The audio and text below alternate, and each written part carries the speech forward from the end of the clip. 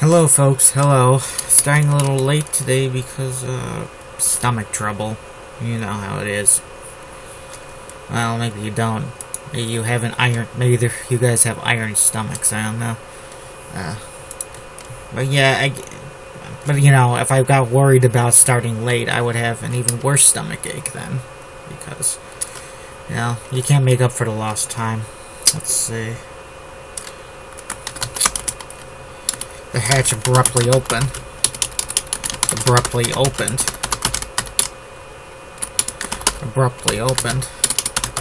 And then a Jade black tanker uniform with a peaked cap. No, not peaked cap. With a black beret. For some reason, tank forces wear berets. Usually, I think. After World War II, the German army got rid of those fancy peaked caps and replaced them with berets. At least the West Germans did. The East Germans, they just, they kept the fancy caps and Nazi uniforms for some reason. Well, not Nazi insignia, but, you know. Right, popped up a 10mm sidearm in one hand. He had been heading for that top-mounted MG. Let's see. I know why this feels like such a chore. The damn outline is so long. Let's see. For a top-mounted Booth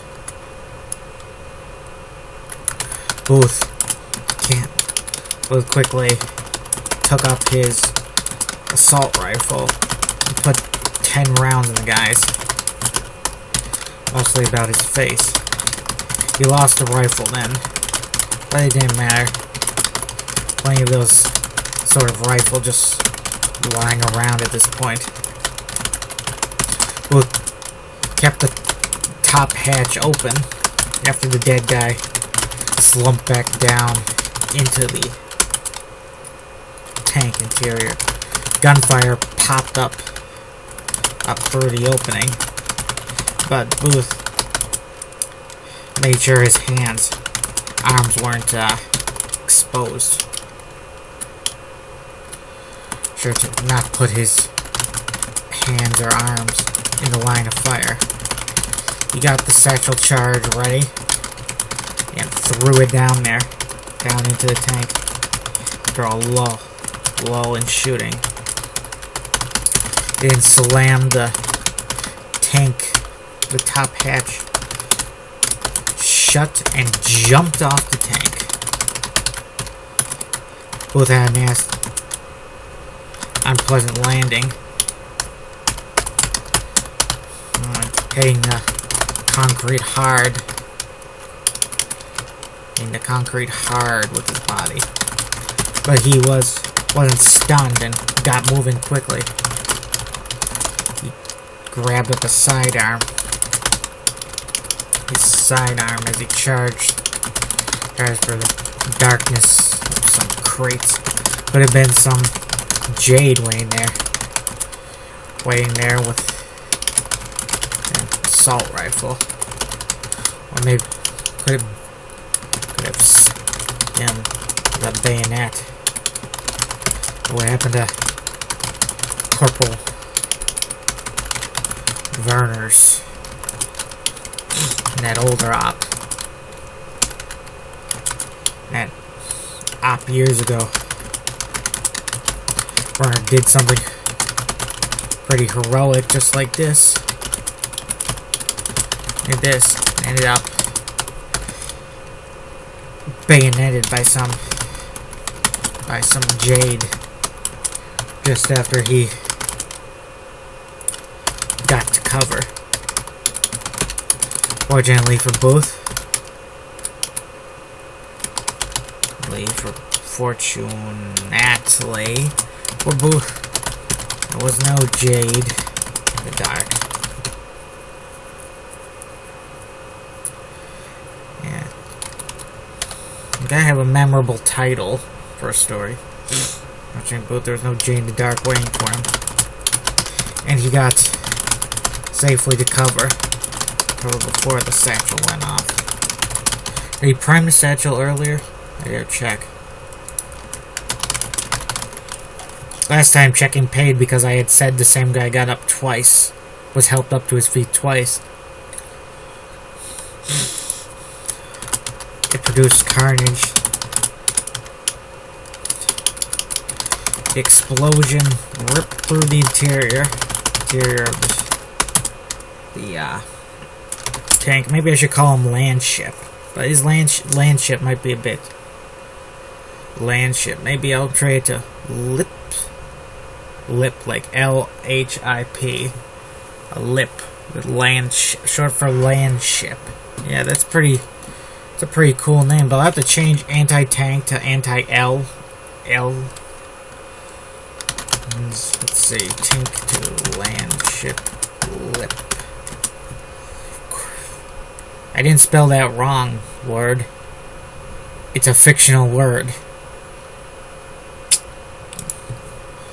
The interior of the tank detonating many shells and MG rounds within. The crew was probably blown to bits. And even at the tank wasn't ripped to shreds inside out. Wouldn't have been any danger.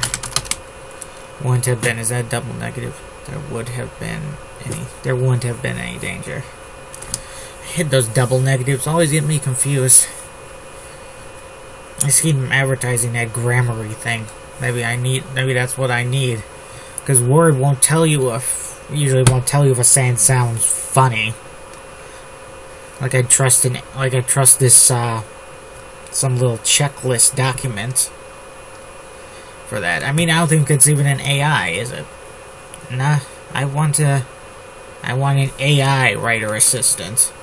I mean, they can come up with this Alexis thing, why can't they come up with that? I found 22 spelling errors, 35 plot holes, and 70 unexplained continuity errors. Like, you said this guy was wearing a suit and tie, and then let's see. Oh, that reminds me, damn it. This is it. Change clothes. Gotta check if the character had time to change clothes in the 5 minutes. I think it takes a while to change out of suit and tie and put on a full military attire. Especially when it's, the Arkness. The Arkness in this, the Arkness, they're like a whole culture of clothes horse types. Like, they have, like, cloaks and... they all wear suits and ties, cloaks, overcoats, all kinds of fancy stuff everywhere they go. So they're like, I don't know. And they're always covered up, too. So I think I might have mentioned some Arkness people earlier in the story, but might not have explained them. Oh, damn, I was going to put down all the different words for Arkness culture in the main story. That's what I plan to do, because I finished early with the notes this morning for the first time in forever. This 3-part novel here is requiring a lot of notes to correct as I go along, because I need to check 3 books at the same time to make sure everything's consistent. Get indigestion just thinking about it.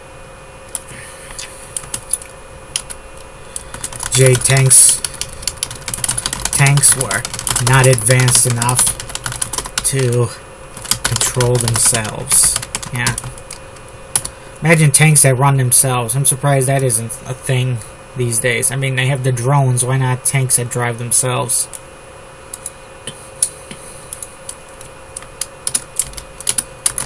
Both got the tank. Want to boost commando. Commando buddies yelled. Guess now would be a good time to kill Deza if I wanted to. Both like to see Deza was still among the living. Unless that's his ghost standing there. Unless that was his ghost standing there. He did look a little pale. Pale for some reason. But, that was probably just the power of a man who cheated death once again. I was shocked by it. I'm going to do a Tomb Raider. Not sure why I thought of Tomb Raider just now. Maybe because I mentioned cheating death. And what character in fiction has cheated death more than Lara Croft, right? Well, maybe Indiana Jones, her male inspiration. I assume that was the only inspiration behind her because, well, I mean, who else is there in pop culture that's comparable to Indiana Jones? I guess there's that Nathan Drake, you say, but he came after Laura. In fact, people said he was a male ripoff of Lara Croft, which is, I don't know if that's accurate or not, because he's a very quippy kind of guy, and Lara Croft, she was always kind of a femme fatale type. She did quip, but usually she was pretty quiet, at least in the ones I played through, the first 4. I saw, yeah, and I played all 5 of the first 5 games.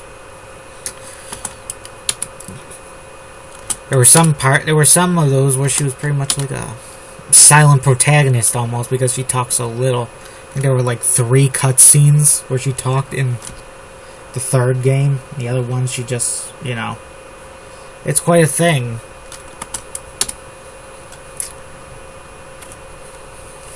The plot of Tomb Raider 3 is kind of hard to follow.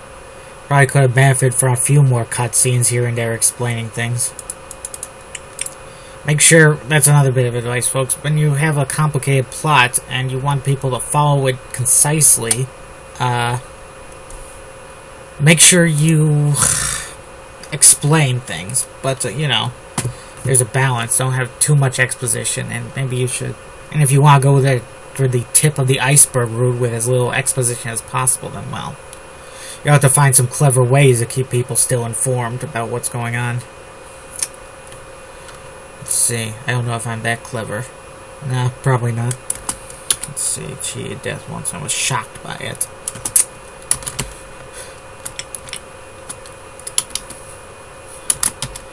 I didn't kill the tank. Both protested. We all did. Lisa wasn't wounded. Just had a few wasn't wounded.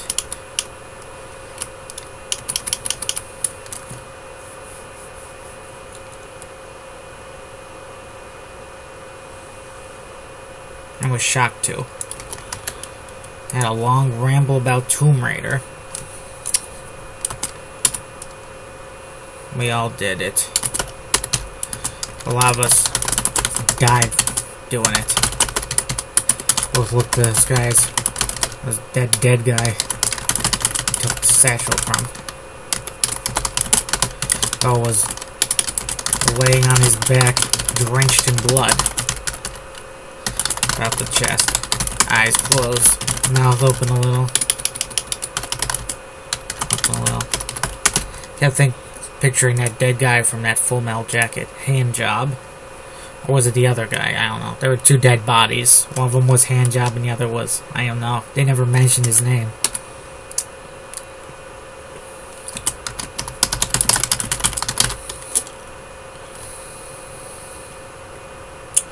If you want to write war stories, you should probably watch a few war movies. Some of the better, more respected ones. Especially ones set in a more modern time, because most people probably won't read or write a book set about Napoleonic fighting or earlier. Maybe medieval fighting, but that would be just exhausting to write, folks. I mean, constantly swinging, bashing swords, parrying, thrusting. Ooh. Gunfights are a bit easier. They don't involve so much of that back and forth. Besides, you know, ducking out, shooting, ducking back. I like the video games where they actually have programmed the enemies to get in cover and fire out, like fire from the hip, blind fire, that kind of stuff. Makes it more realistic than all just standing in the open and firing at you like it's a line battle from a Civil War. Well, he was a young fellow, thick wavy black hair and handsome features. He was probably some girl's lover or husband. He was someone who would be missed by somebody, maybe a lot of people. Why do you assume he's a girl's lover? Booth, quit being so behind the times. Let's see. Wolf and Deza headed off right forward, linking up with Arlen Richington, the colonel, who was wielding 4 assault rifles, one in each hand. And the stock again about the arm. Each had a full metal stock, none of the folding stocks models, which Booth thought would be more convenient for a guy trying to fired so many guns not at once.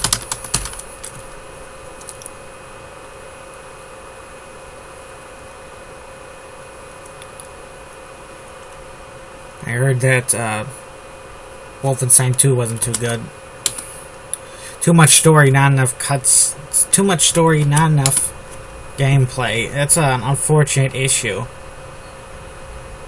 I think the first Wolfenstein had the opposite problem. Too much action, not enough world building and stuff. I mean, you know, if you're gonna do alt history, you gotta do a little world building, you know?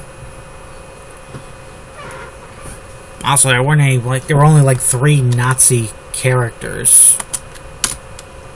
You should have an impressive ensemble when you have a military sort of bad guy, so that you can have the heroes fight and kill them off gradually. I mean, you gotta... Plus, you know, you want to have, a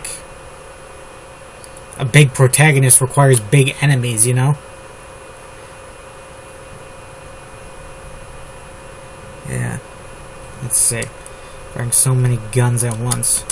He also had an emptied shortened BAR on his back, which he had used to put holes through about 100 Jade that night. At least both estimated that. He had seen Arlen in the thick of it plenty of times, firing off his weapons and tossing grenades.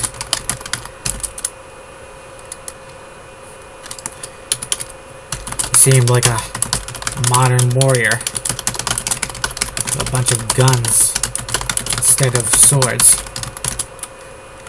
Old Rapier was about the same, often using his...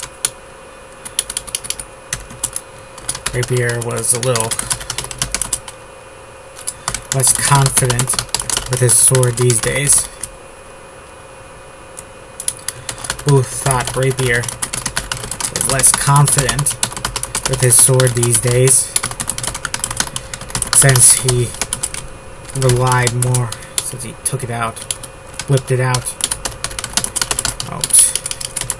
In a fight, far less. It was probably uncontroversial to say the era of the sword and warfare had passed. Now it was just decoration to go over the mantle or wear part of a spiffy dress uniform. Whoever came up with the word spiffy, here's to you.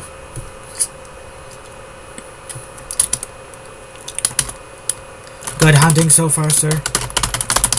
Sir? Booth asked. Arlen nodded. Nodded yes. It has been a bloody fight so far. what we're doing, what we came set out to. Booth replied. Booth saw the vehicle depot go up in flames.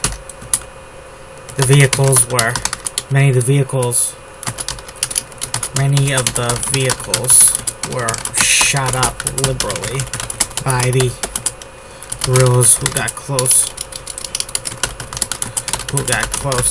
They had been trying to kill the Jade using said vehicles for cover.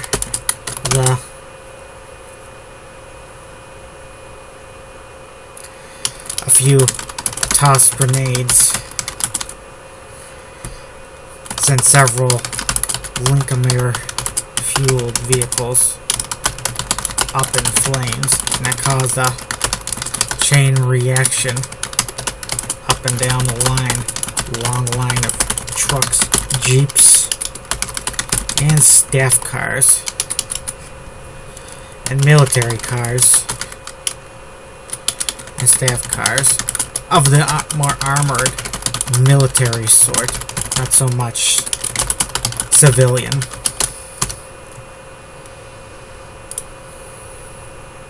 Can't believe I spelled cause wrong. Ligamier fuel is something the Germans came up with in the last war. It was an artificial fuel. The only problem is that it causes very big explosions as it's combustible, so that's my way of explaining why vehicles explode in this universe. At least some of them do, you know.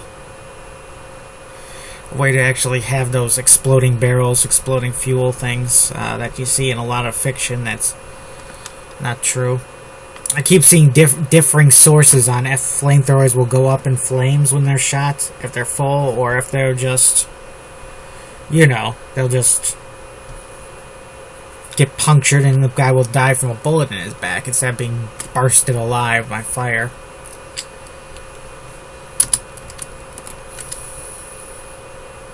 I want to have action scenes, but I don't want to have too much just scenes of people getting burned alive and shot up and just, you know, I want a back and forth, you know. Not so much like the Saving Private Ryan stuff, but, you know, that war is hell stuff is important to also show. A few grenades caught a bunch of Jade who were soon after fleeing the burning depot. Some of them on fire themselves. At the time, we saw some tall Jade officer in a peaked cap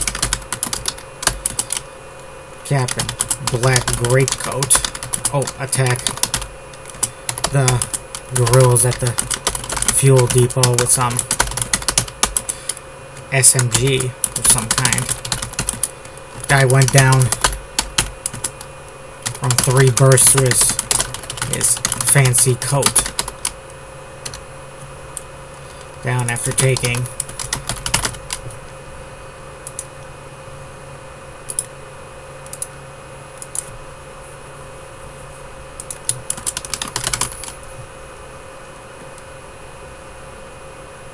No, that science is fine, word.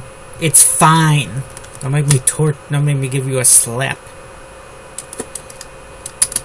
The nearby fuel depot went up in flames just as Booth was thinking about it. Wondering why it was still in operation. Booth, I guess I'm gonna have to miss the real cool idea I came up with for Booth just now. Let's see, Booth. Booth doubted the fuel tanks went up, and how many fuel tanks? Fuel tank, MJ, check. Looks like I have more notes at the top, but most of those notes are for the idea for the name of the tank.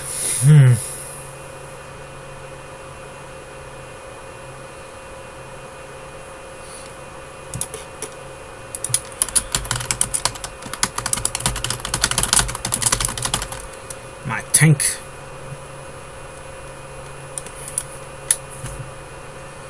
the Germans built a lot of tanks in the war. Too bad they didn't have any oil to fuel them. Ah, well.